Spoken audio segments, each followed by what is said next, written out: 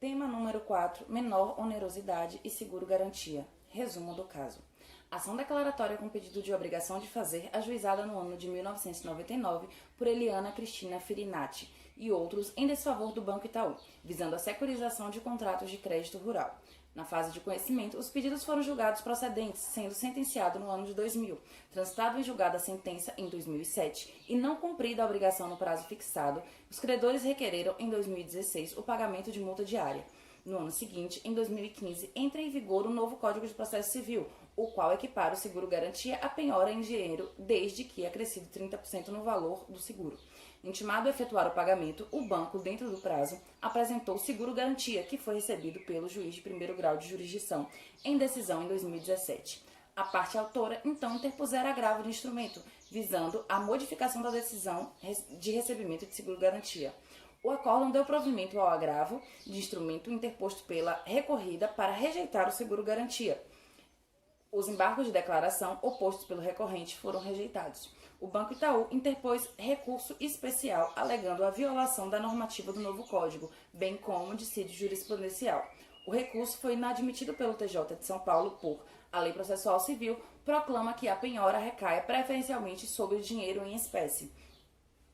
A substituição à penhora de dinheiro por seguro-garantia é hipótese excepcional, prevista no parágrafo único do artigo 848 do Código de Processo Civil de 2015.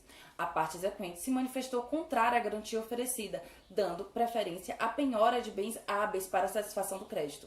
Ausente a comprovação de que a penhora de dinheiro possa comprometer a situação financeira ou inviabilizar as atividades de uma instituição do porte do banco agravado, o que ensejou interposição do agravo em recurso especial em 4 de dezembro de 2017. O acórdão da terceira turma deu provimento a pedido de reconsideração, determinou a reatuação do agravo como recurso especial. Nesse recurso especial, o voto vencido foi da ministra Nancy Andrighi.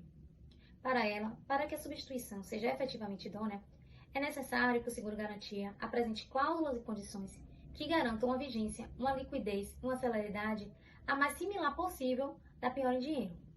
Além disso, para a ministra, o seguro-garantia em questão contém alguns aspectos que são prejudiciais ao interesse do credor, como a possibilidade da apólice não ser renovada, a exigência do trânsito em julgado da decisão que determinou o pagamento, a possibilidade da existência de perda do direito à indenização, além da existência de um prazo de vigência. Nesse sentido, para a ministra, o seguro-garantia não está apresentando uma proteção similar à penhora de dinheiro. Assim, ela conheceu do recurso, mas negou provimento. O voto vencido foi do ministro Ricardo Cueva, tendo sido este acompanhado pelos ministros Paulo de Tarso e Marco Aurélio Belize. Ele defende em seu voto que a indenização do seguro-garantia ela deve ser oferida com base nas normas da SUSEP, que é uma autarquia que fiscaliza geralmente tais apólices securitárias. Partindo desse ponto, portanto, o ministro ele destrincha todos os argumentos levantados pela relatora em sua decisão de improvimento em sede de recurso especial, quais sejam a alegação de que a apólice tinha um prazo determinado e a possibilidade concreta de não renovação desta no curso do processo. Bem, o ministro levanta que a SUSEP disciplina que, no caso de não renovação do seguro, caracterizará de pronto o sinistro, possibilitando, portanto, a execução de tal quantia. Isso é uma norma da SUSEP que regula. Não obstante, ele também indica que, no caso em comento, a renovação securitária seria automática, visto que deveria o segurado comprovar que não haveria mais riscos a serem cobertos por tal apólice ou deveria este apresentar uma nova garantia em juízo. O segundo ponto que ele rebate é referente ao argumento de exigência de trânsito em julgado para a execução.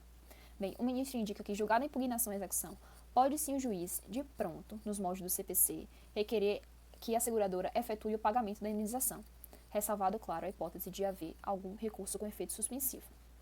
Bem, no que tange ao terceiro argumento, que fora levantado por Nancy, que fora a questão da possibilidade de perda do seguro por parte do segurado, no caso em concreto, não se estabeleceu nenhuma hipótese de perda do seguro por ato de responsabilidade exclusiva do tomador ou da seguradora, mas somente por atos exclusivos por parte do segurado, tudo conforme as normas da SUSEP.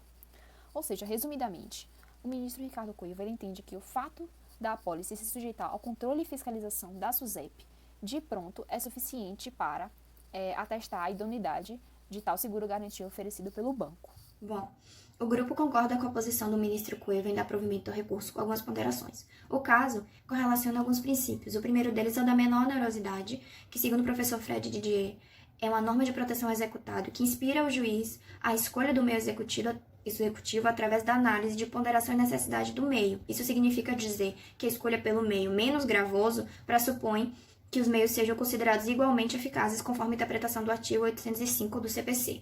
O princípio visa também impedir uma desnecessária execução onerosa ao executado, sendo abusiva a conduta do exequente de se valer de um meio mais oneroso, havendo outro menos oneroso igualmente idôneo para a satisfação do crédito, protegendo assim a ética processual e o princípio da boa-fé processual. Bom, o seguro-garantia, ao ingressar em juízo, ele se submete à lei processual e às regras regulamentares da SUSEP, a fim de que possa atender às determinações judiciais e satisfazer o credor de fato. O ministro Cueva, em seu voto, ele se refere, quando que se refere à o trânsito em julgado da execução da apólice, ele determina que o juiz pode, no caso concreto, observar se a objeção do executado no cumprimento de sentença tem fundamento idôneo para a aceitação do seguro-garantia, seja para fins de garantia do juízo, seja para fins de substituição de penhora anterior.